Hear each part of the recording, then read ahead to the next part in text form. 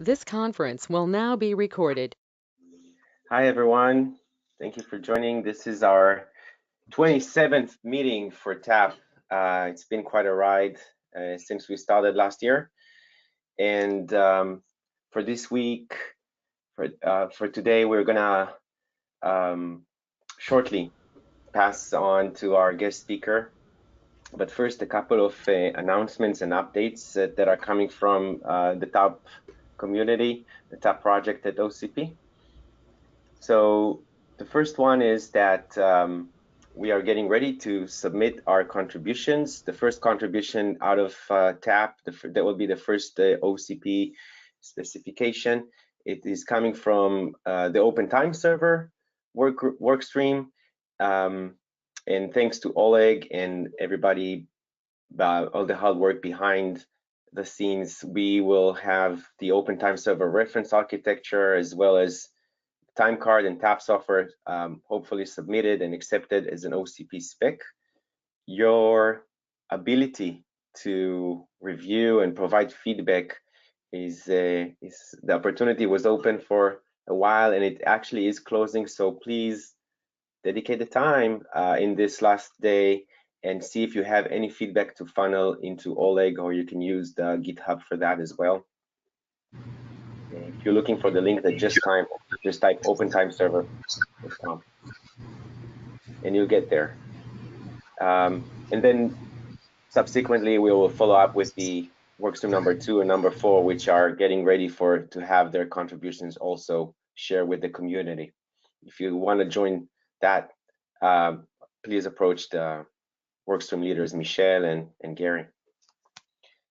And then one more news is that the OCP Global Summit is approaching. We discussed that last time. There is going to be hopefully a TAP track, and it's full with sessions. We submitted a bunch of sessions in various areas, both touching the applications and the work streams, the workstream research and development that was done under the work streams, and we encourage you to participate in our sessions, to submit your own sessions if time allows, and also join our experience center.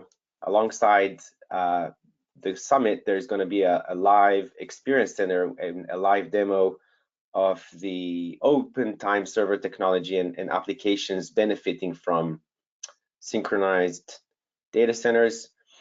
Ahmed, would you like to share more about the demo or the tracks for November? Yeah. So I make it's a little bit early to discuss these things, but we're going to have like various, let's say, applications. Again, for demo purposes, we're going to show like all the way basic things, like I don't know, comparing, let's say, PPS signal for different devices, like synchronizing with NTP versus PTP, all the way to let's say throughput, like comparison of a system that uses PTP versus NTP, like sharding, de-sharding, all kinds of things. Like we're still like finalizing those things, and hopefully we're gonna have some of these demos ready by that time. Sounds amazing. Thanks. So stay tuned and let us know if you want to get involved. Gary, number 3, would you like to take this one? Sure, thank you. So my name is Gary Juice, and I represent the oscillator workstream, and I have the honor of presenting the presenters today. So Yulang Li works at Google Net Infra and focuses on clock synchronization and high-performance network transport. He received a PhD in computer science from Harvard in 2020. His PhD dissertation won the SIGCOMM Dissertation Award and Harvard's Computer Science Outstanding PhD Dissertation Award, and he received a bachelor's degree from the prestigious Tsinghua University. Gautam Kumar is a software engineer at Google working on data center congestion control, network performance, and clock synchronization. He received the 2020 SIGCOMM Best Paper Award, and he graduated with an MS from UC California, Berkeley, and a bachelor's from the prestigious Indian Institute of Technology, where he received the President of India Gold Medal. So with that said, gentlemen, the screen is yours. Go ahead and proceed.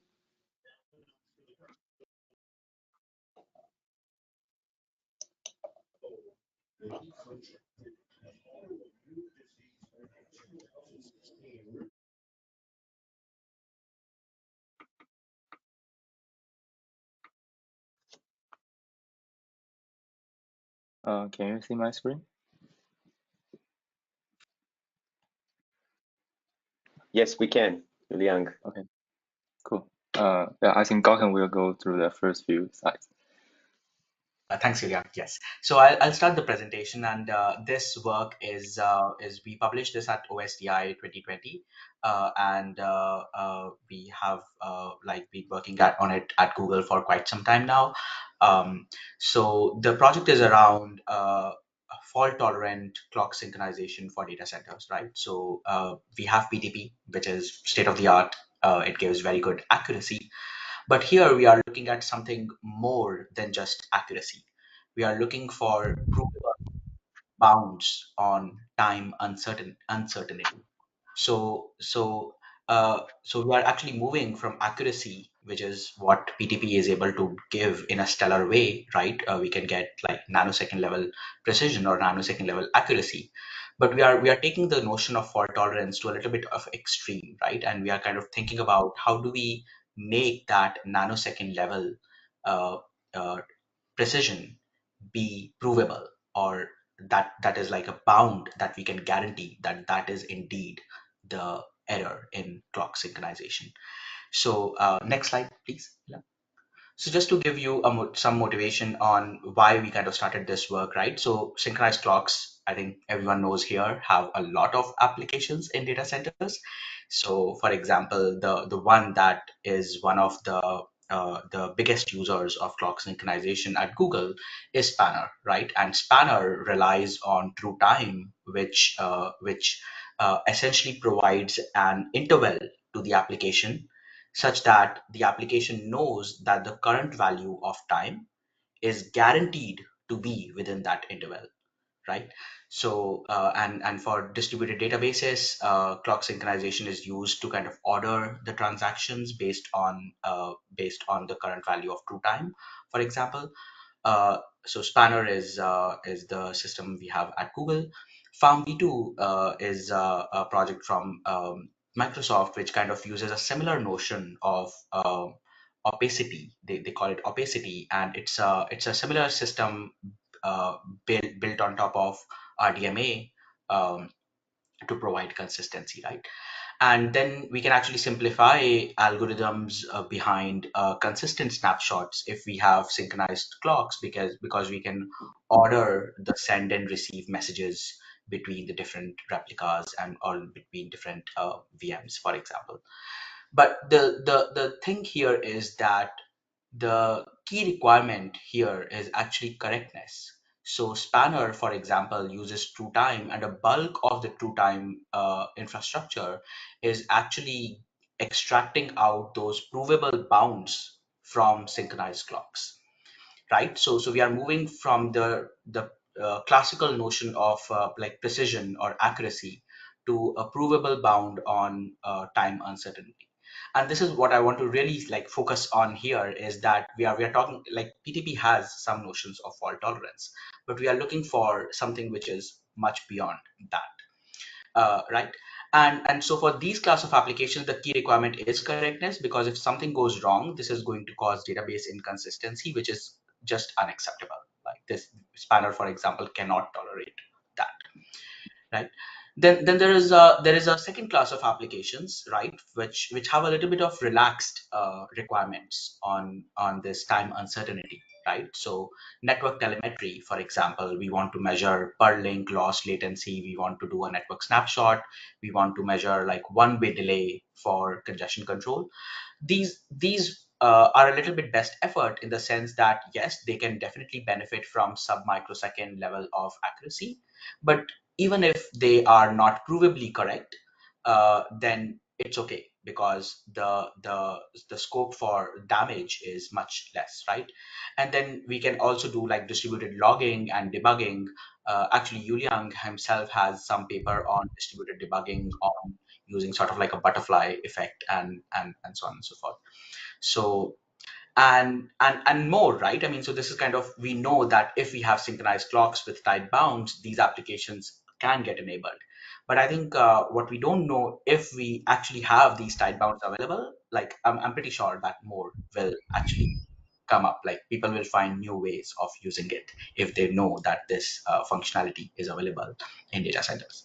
So with this motivation, I would actually like to hand off to Yuliang to kind of go through how we actually achieve this provable notion of time uncertainty bounds through Sundial.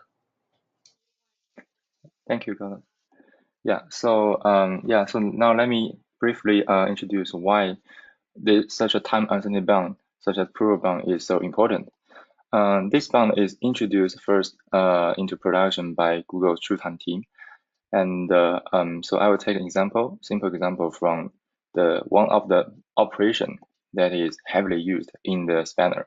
So that's the wait operation. So it's for ensuring the ordering and the consistency across different transactions distributedly. So the intuition is simple. Suppose there are a variable that is shared across multiple servers, and the server 1 wants to read this variable x at its local time t. And also another server 2 wants to write to the same variable x. Since the clock of the two servers can be different, so the server 2, although it writes to the x at a later time, but its timestamp could be earlier than server 1, and this can cause inconsistency. One simple solution to avoid this problem is for server 1 to delay the read of x, and it wait until it is guaranteed that all other servers must have passed time t, and then it perform the read to the value x. So the key question here is how long server 1 has to wait. If it's too short, then it will cause mistakes in application and will affect billions of users, and which is certainly unacceptable. If it's too long, then it will slow down the whole system. So that's why we really need such a time uncertainty bound to help decide how long the server has to wait. And we not only need a bound, we also need a very tight bound. The reason is that with the new technologies in both the network and on the host, the latency are reducing towards microsecond level. So the time uncertainty bound is starting to become the bottleneck. A recent study has shown that even 10 to 20 microsecond time uncertainty bound can still cause 25% actual latency at a median. And that's why we built Sundial to provide 100 nanosecond level time uncertainty bound, even under failures. And we believe this is 2 to 3 orders of magnitude better than existing designs. So now let me briefly introduce how existing clock synchronization works. So this is mostly based on PTP. The first is to calculate offset between two clocks.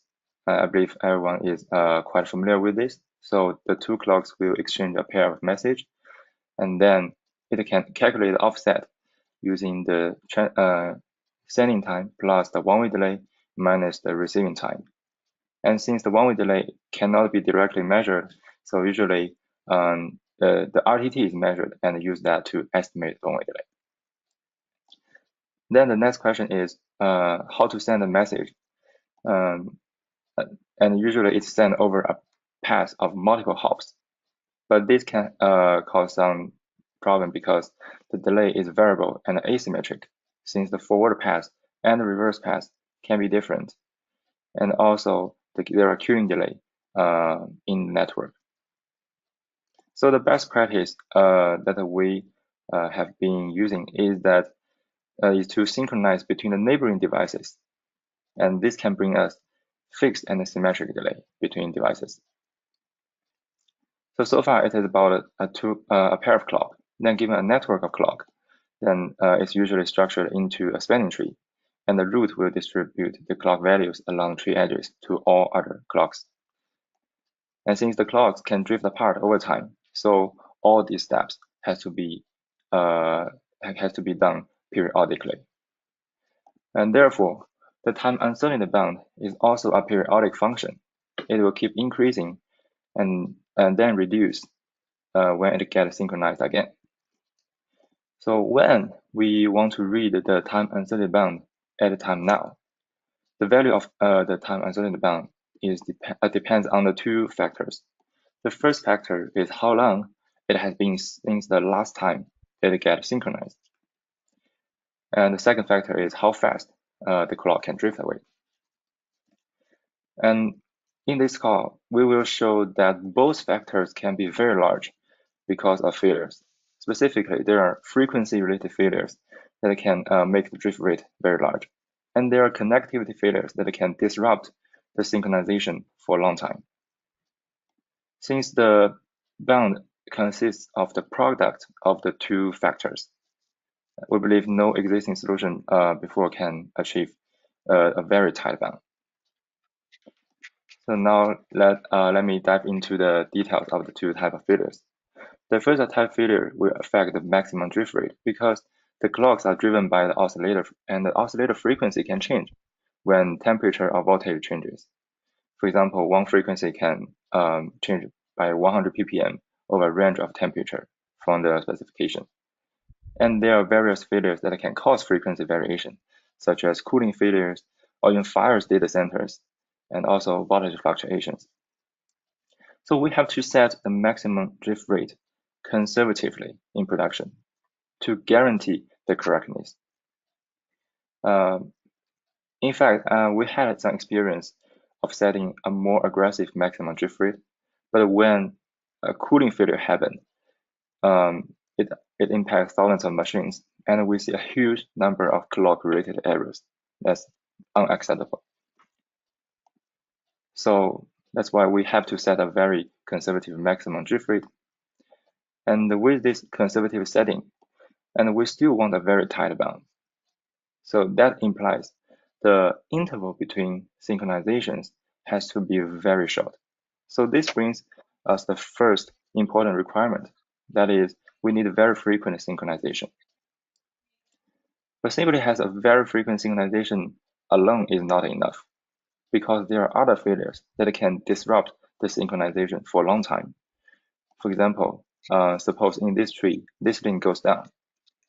Then node B will lost synchronization until we have the controller to reconfigure the spanning tree. And this can take a long time. So in this case, this node will report a large bound when it's affected by failure. But this is not the only problem, because there are other nodes that are further away from this failure, and they don't know about the link failure. And since PDP tries to continue synchronization within this subtree, and this node will not notice the failure. So for them to correctly bound the precision, they have to always report a very large bound all the time in order to prepare for this unnoticed failure. And how large the time uncertainty bound has to be reported depends on how fast we can recover from the connectivity failure. So this brings us the second important requirement, that is fast recovery from the connectivity failures. So we built Sundial to provide these two very important features based on the hardware and software co-design. To achieve the frequent synchronization, in the hardware we implement the message sending and processing, and also failure detection. And to have very fast recovery from the connectivity failures, we co-design the hardware with the software. And with that, hardware will notify the local software in the device of the failure. And the software will directly enable a backup plan by reconfiguring the hardware. This whole process is very fast because it's pure local. The backup plan is pre-computed by the controller. This can take a longer time, but it's not a problem because it's not on the critical path. So now let's look at the details of the hardware and the software. In the hardware, we have three key features. The first is that we send a message very frequently, every around 100 microseconds. And because of this frequent message, we can also detect the failure very fast using a very small timeout. I have a question, Yuliang. Yeah, yes, please. Should I wait for it for the end? How do you suggest the people will write it? Yeah, I think you can raise question in the meeting. Okay. In the talk. Yeah. So when you say Sundial hardware design, is that related to the time server, to the grandmaster, or is that related to the nodes, to the end compute nodes? Where does that rely? Right, it's in the in all the nodes that participate in the synchronization. Yeah, so it includes both the time master, like the root of the tree here, Yeah. and also the intermediate boundary clocks. And down to the compute, to the NIC. Yeah, down to the NIC of the compute. Yeah. Okay, thank you.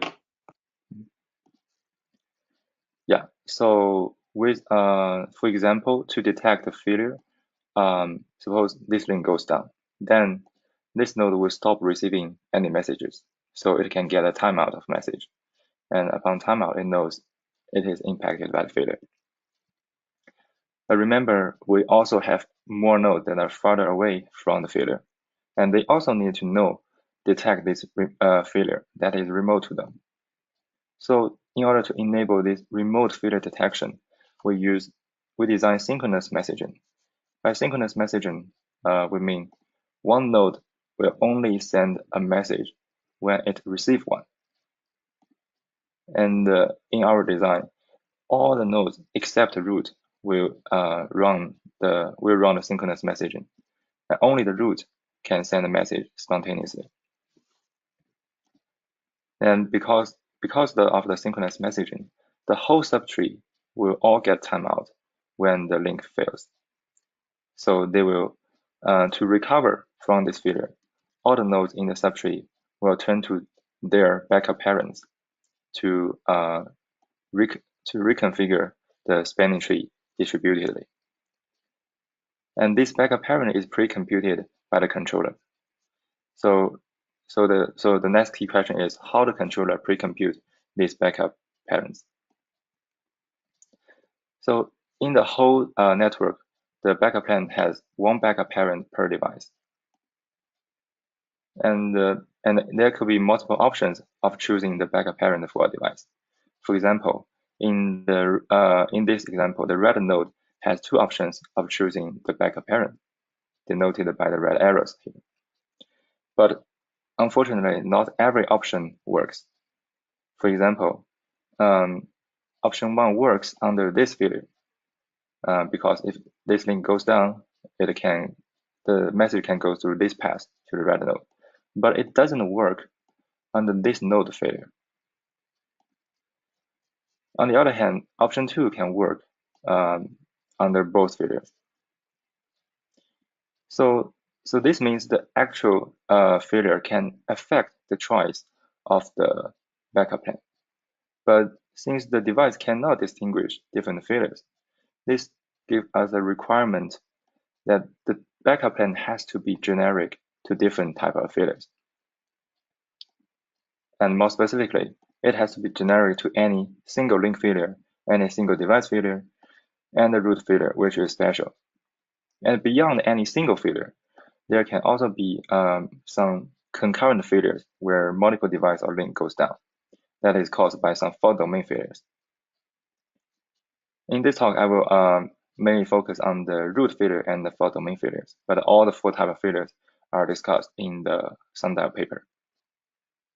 So the backup plan has not only the one backup parent per device, as discussed before, and also one backup root to handle the root failure. The backup root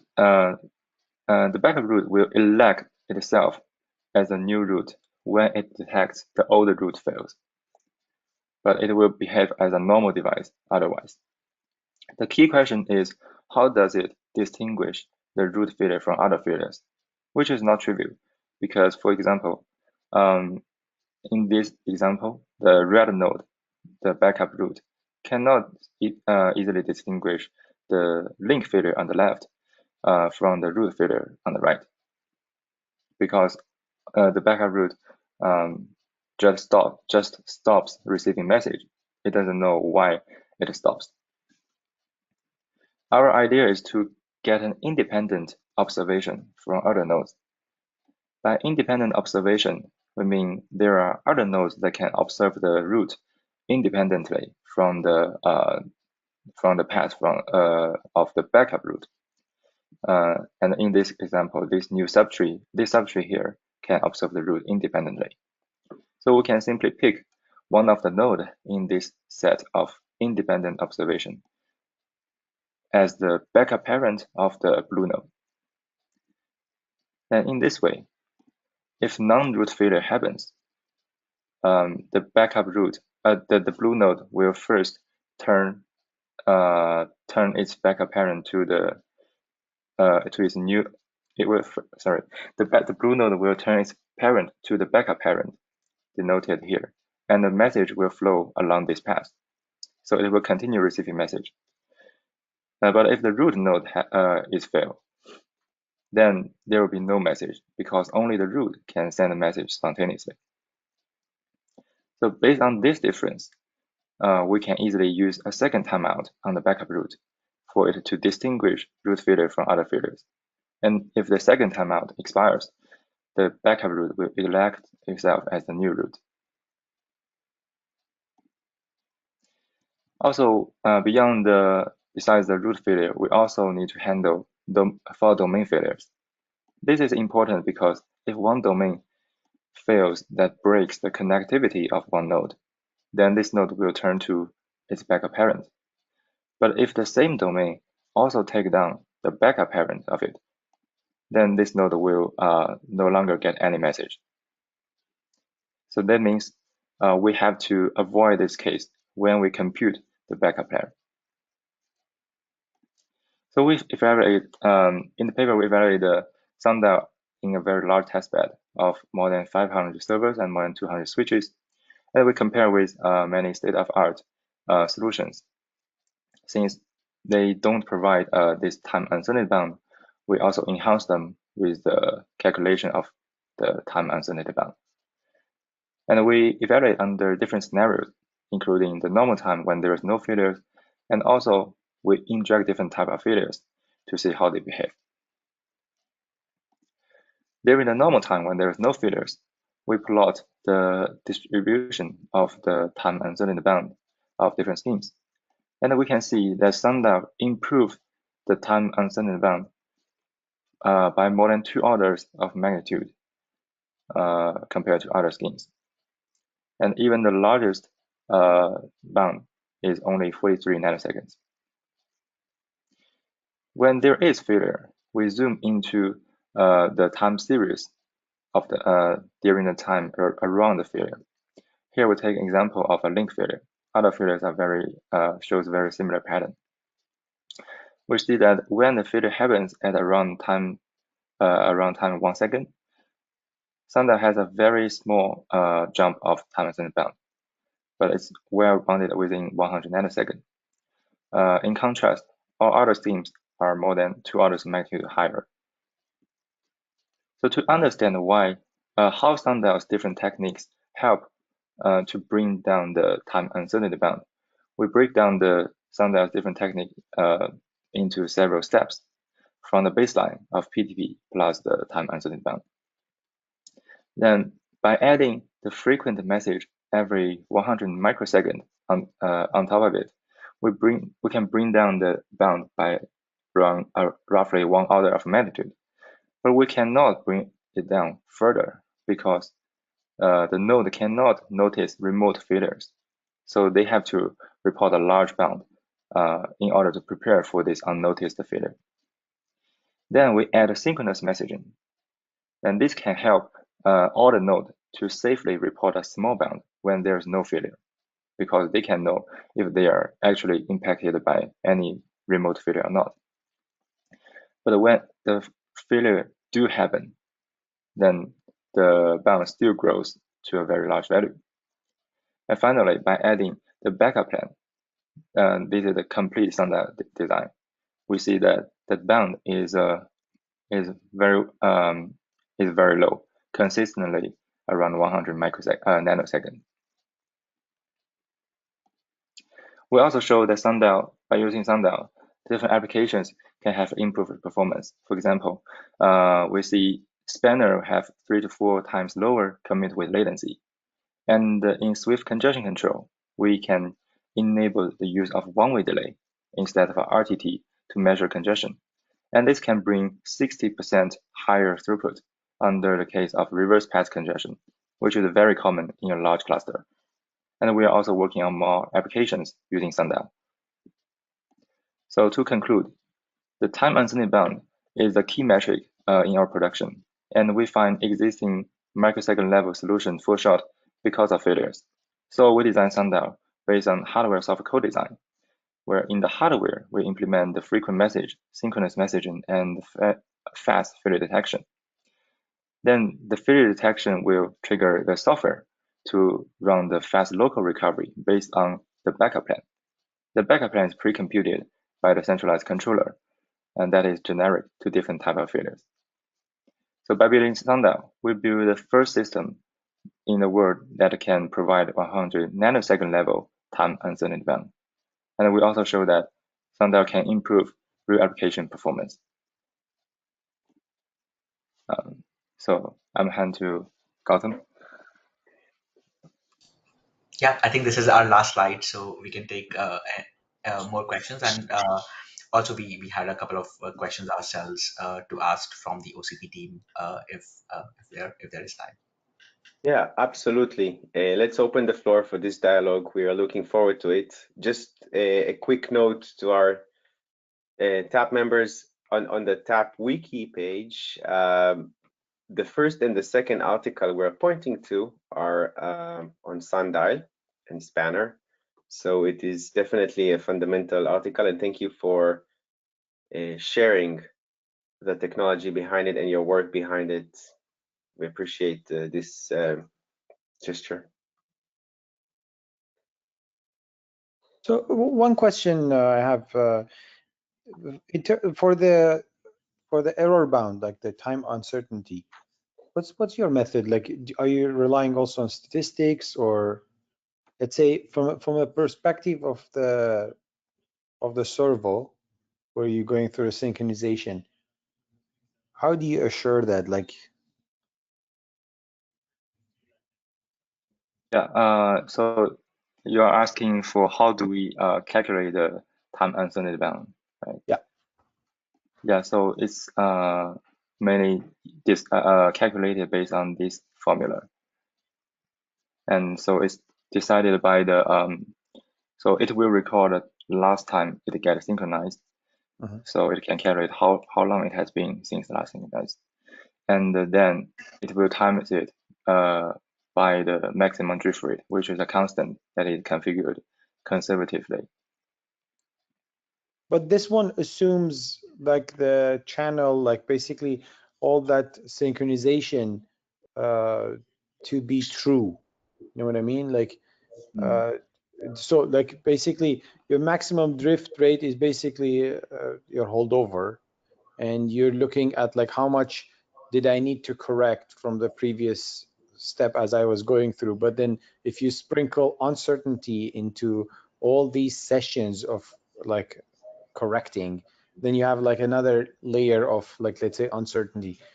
Would you not, let's say, look for some statistics there and then see like how the distribution looks there, and then like basically make decisions based on like how much let's say reliability is needed, something like that? Do you have something like that in the system?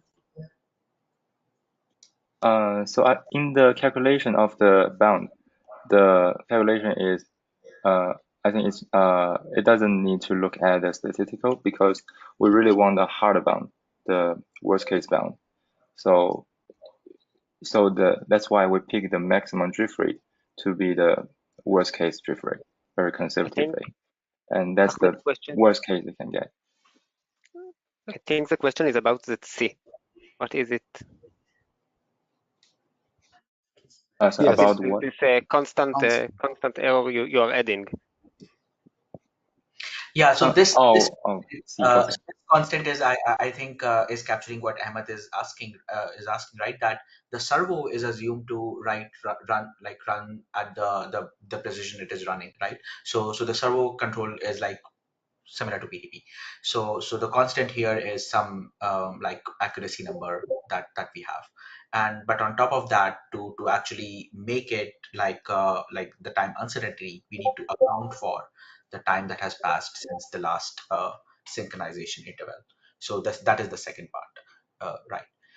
And basically, like for example, if you look at NTP, right? So for example, in NTP systems, which are like everyone is querying the time server directly, right? This uncertainty is kind of easier to reason about or think about, because they know at what time they are going to talk to the time server. PTP, since it's kind of like top-down process, the information that like whether especially when we have like boundary clocks and things like that, the information whether what is the time that has elapsed since I actually sync to the time master kind of may be inaccurate at certain times, right? And a bulk of this work is making sure that that information is always there. So synchronous messaging, for example, the technique that Julian pointed out is providing that. So it's kind of adding that flavor of sort of like a traceability feature on top of PTP, which is kind of an advantage in NTP or this like querying the time server directly approach. So that is one way to kind of think about how it relates to like how some of this can be applied to like just PTP, for example. Right. So for example, yes, even if like now minus T last sync cannot be 100 microseconds, let's say, right?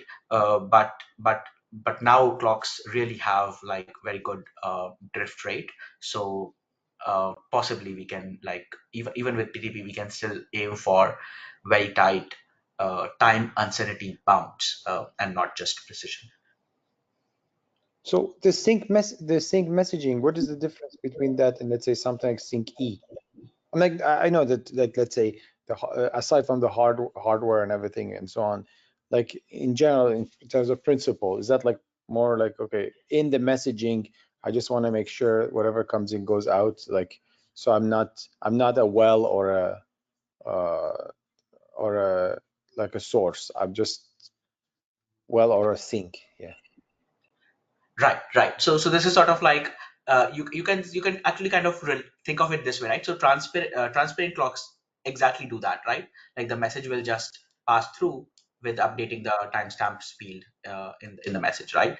But it will not synchronize the intermediate clock, right? So we are basically saying is that we'll do boundary clocks, but have that transparent clock feature of a message go from the time master to the NIC, right? And no one generates messages, right? So there is one source of truth basically. So we are kind of trying to get the best of both worlds in. So that is one way to look at it. One follow-up question. A couple of questions. In PTP, there is something called the rate ratio. You can do the neighbor rate ratio or the accumulated rate ratio, which is a way to synchronize the various clocks. So you can do it, across a chain of network elements or across, with your peers. It seems that this is a little bit similar to what you are doing here. So for instance, if you've got a set of transparent clocks, they all have a free running oscillator. You could, if you would want, from a peer perspective, to know, okay, how far am I from that, a free running oscillator, and then compensate for that. There's a factor that you can apply to PTP, to see, okay, if there's a drift rate of, let's say, 50 ppm, then I can correct my time error with a quantity that is, equivalent to 50 ppm, based on the duration of that now minus T last sync that you have. I don't know if, so one question, have you looked into this or explored that? That's my first question.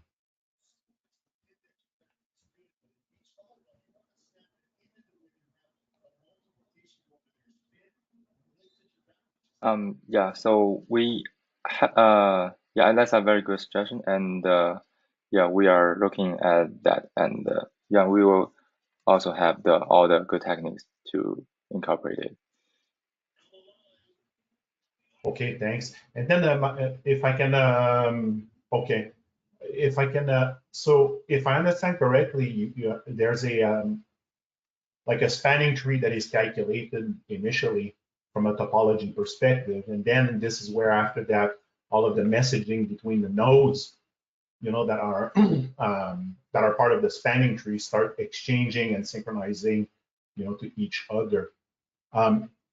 In PTP, there's the the BMCA algorithm, which is essentially when you look at BMCA, it's just like it's modeled after the IEEE spanning tree, mechanism itself.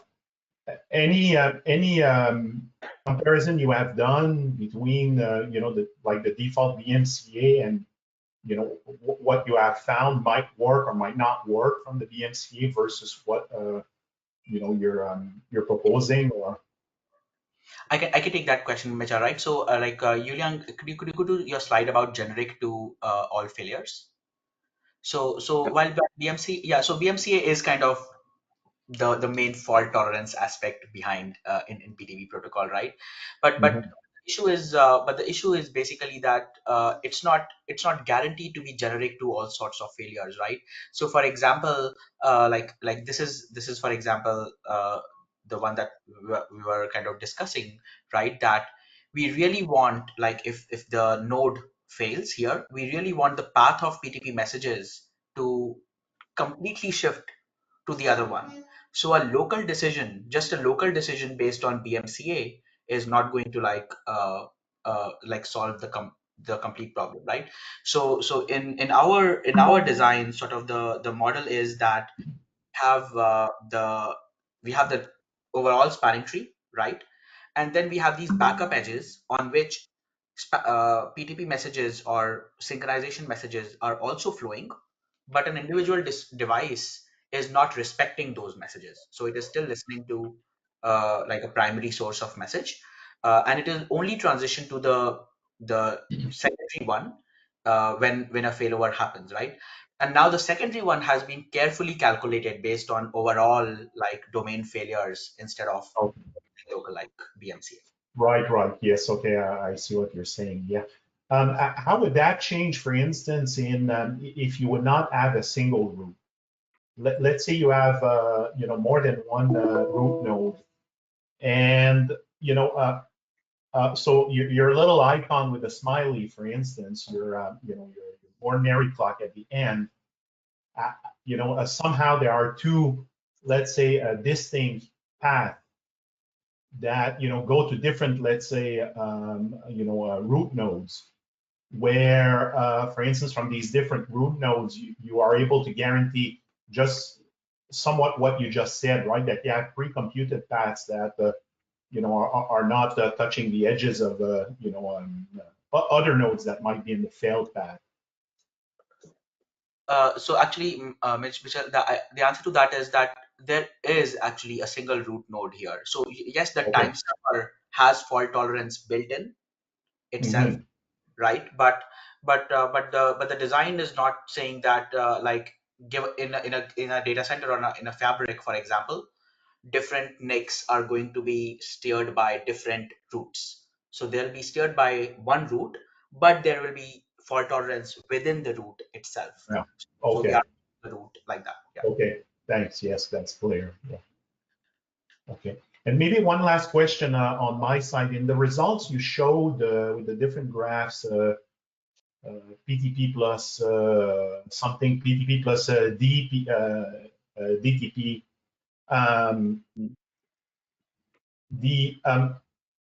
Yeah. Can you, for instance, in the case where you were using PTP, were the nodes TC or BC capable, or they were just non-PTP aware, for instance, like switches in your network?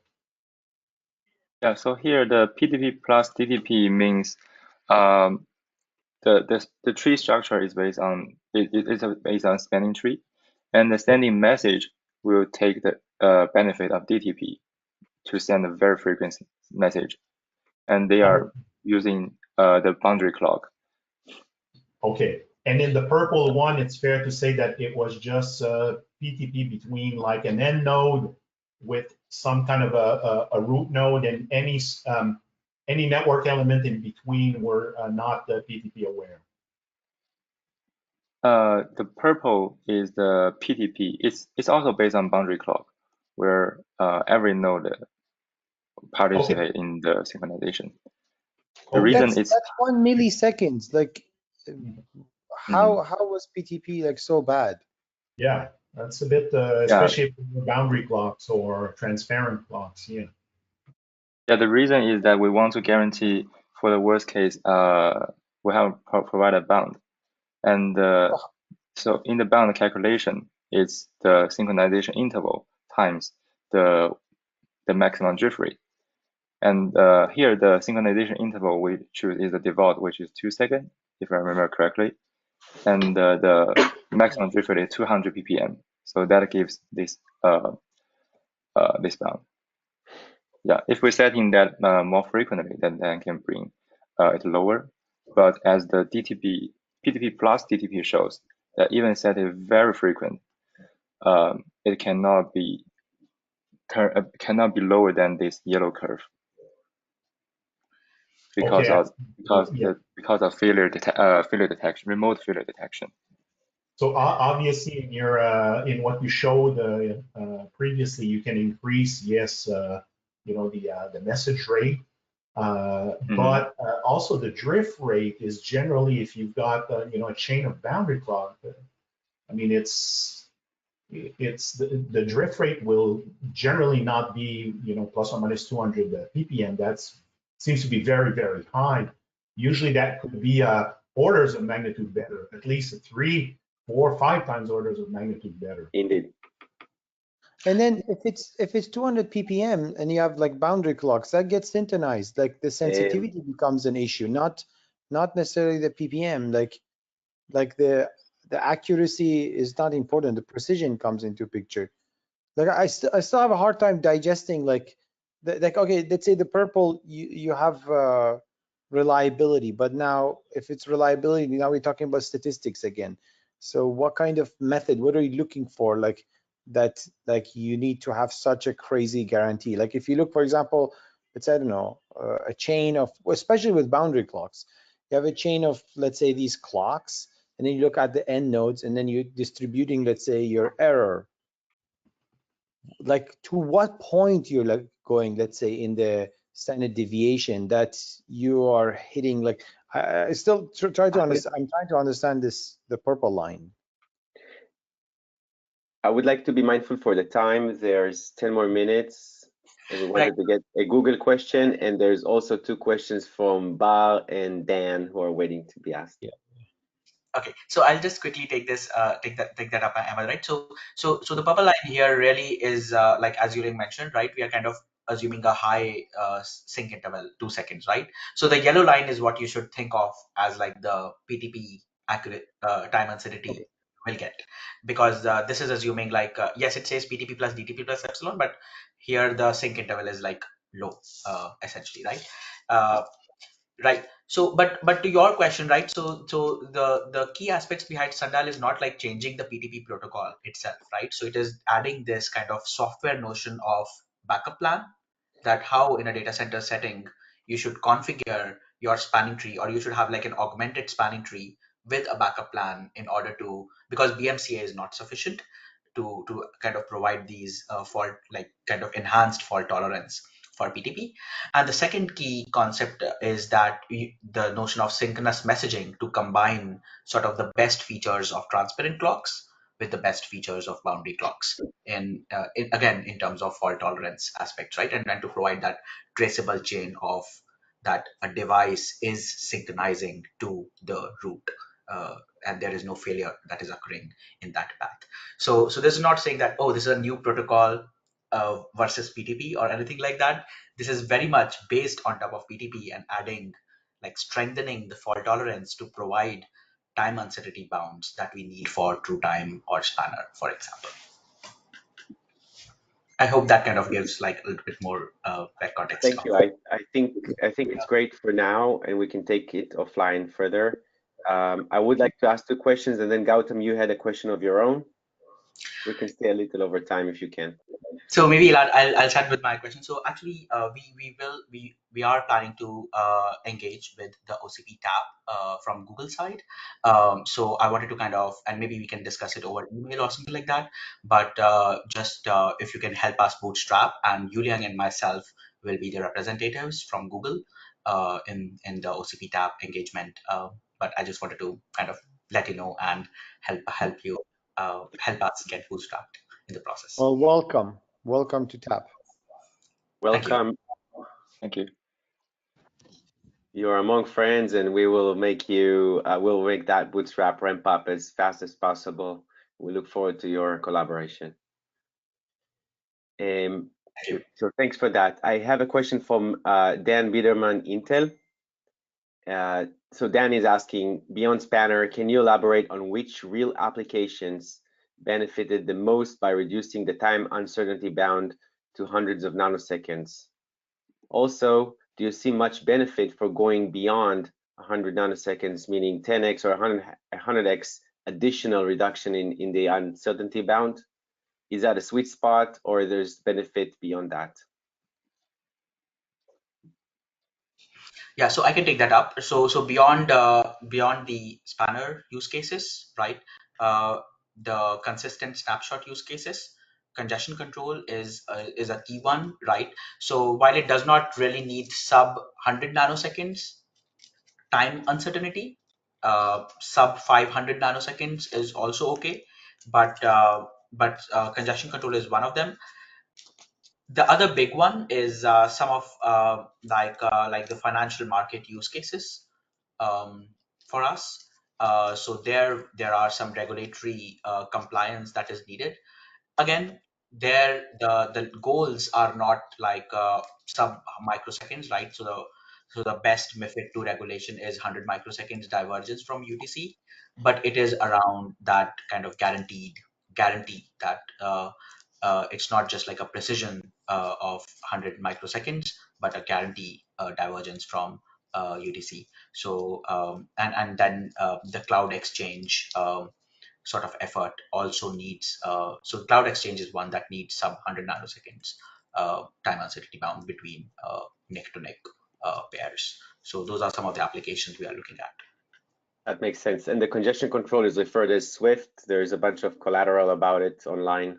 I put a link in the chat for you to start. Yes. So Swift is the data center congestion control we have at Google, and it's constantly evolving.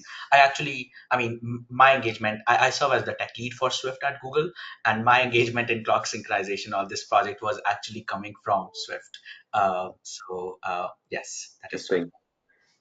Interesting. Here's a question from Bal Shapira of NVIDIA. How do you synchronize the host using PHC to sys? How does this synchronization step affect the time uncertainty referred as epsilon?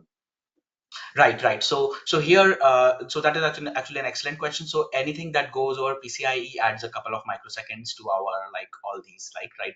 So here, let's actually think about how the applications are using these, right? So in our model, we are actually synchronizing the NIC clocks, the hardware clocks, and then the interface is that we can provide packet RxTX timestamps to applications. We can provide, and similarly for Swift can use hardware timestamps to measure one-way delays. So a bulk of our use cases, which we are like gearing towards these sub 100 nanoseconds accuracy, is actually relying on using NIC clocks through timestamps directly. Yes, there will be host clock synchronization that will be done with the NIC, but there we are not looking at sub 100 nanoseconds time uncertainty bound. Yeah, PCIe itself adds a few microseconds. Thank you. A subsequent question from Bal. Did you verify Sundial synchronization and time uncertainty calculation by other methods such as PPS? We have verified that using some oscilloscope in the lab when designing the the devices.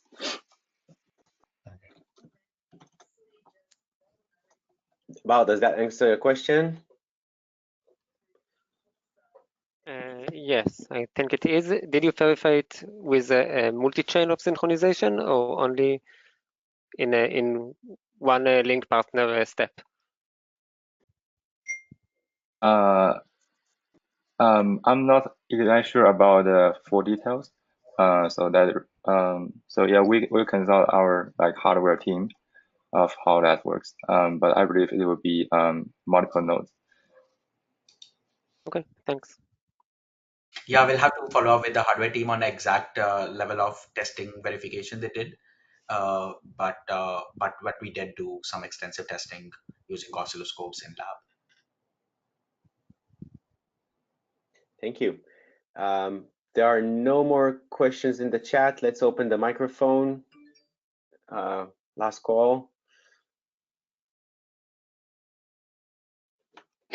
I can ask a question very quickly. So since you are synchronizing the system clock basically from the PTP clock, how are you dealing with the leap second? Yeah, so leap second, the setup that works is like it's configurable, right?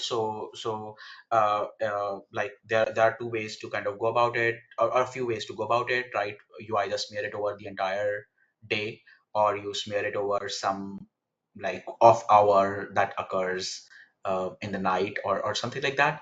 And it really depends on so actually leap second is an important consideration, and we are kind of thinking about what exact protocol will follow, whether we'll smear it over the whole day or something else.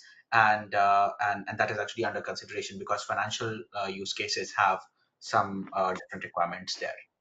Sorry, if I may clarify the question, is this a global, like this single source smearing, or the smearing happens everywhere on the entire fleet on the OCs? No, so it's just the root's decision to make, right? So root has to just decide what policy it has to follow, and the clock values are just going to be propagated from where the root is how I view it. So this means the PTP time you propagate is in UTC, not in TIE or anything like that. Right. So it's already smeared. So the time that is propagated is already smeared. Thank you.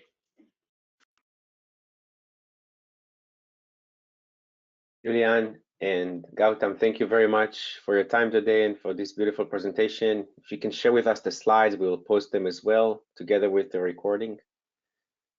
And thanks for the participation and questions.